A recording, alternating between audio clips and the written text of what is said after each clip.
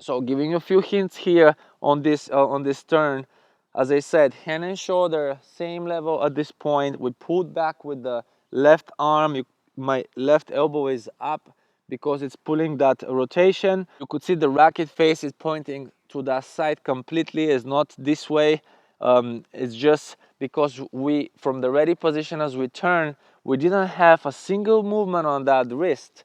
So that's what you want. You want to simplify it, and we don't want to have that wrist movement. So once you come to this preparation here, you could see my racket falls back a little bit. It is not straight, although it could be straight.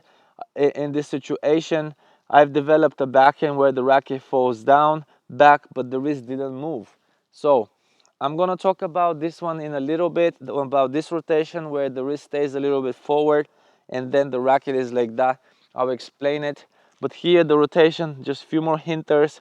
You could see the racket now is higher on top of my head. You could see how it's going up. Is not here because I really pulled back my preparation so I can later on step forward and release it in that hit.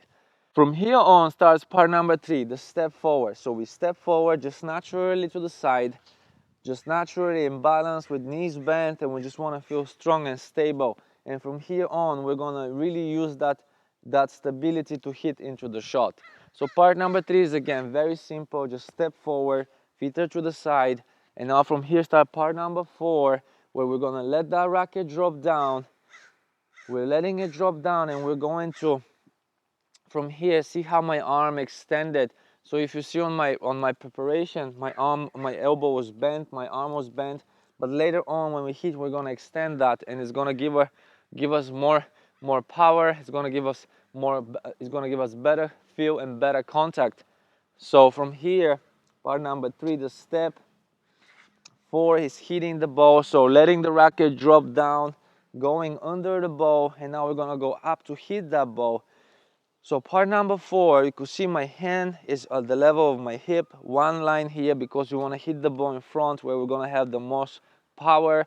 The racket is straight, it's not going to be tilted up or down, and we have the angle prepared since we're already holding the correct grip in our hand. So this is where part number 4 ends. From here will be part number 5, contact to follow through to the finish. And from here in the one hand backhand, we're going to use the left arm going back during the hit.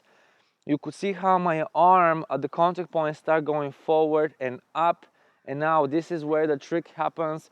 You could see when my hand reaches the level of my shoulder, is the arm goes in the same direction, straight line.